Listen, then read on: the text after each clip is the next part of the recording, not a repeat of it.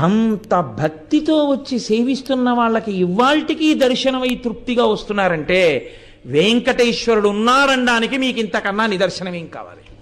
నేనంటాను, ఆనంద నిలయంలో వెతక్కండి వెంకటేశ్వరుడి కోసం. వెంకటాచల క్షేత్రంలో ఉన్న సామాన్యుడు తృప్తితో వెళ్ళిపోతున్నటువంటి ఆనందంలో మీకు వెంకటేశ్వరుడు కనబడతాడు. అక్కడున్నాడు. అందుకే స్వామి నటించుచుండు ఈ శైలమందు అన్నారు. ఆ పర్వతం అంతటి మీద ఆయన నర్తిస్తూ ఉంటాడు.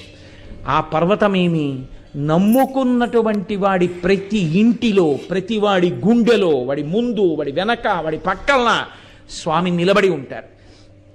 ఆనాటి నుండి ఈనాటి వరకు వెంకటేశ్వరానుగ్రహము అన్న మాటకు అర్థం, ఏమీ నాకు తెలియదు స్వామి అని చెప్పినటువంటి వాడిని ఆయన అనుగ్రహిస్తాడు. నాకు ఇది తెలుసు అనుకున్నవాడినో, నేను ఇంత గొప్పవాడిని అనుకున్నవాడినో ఆయన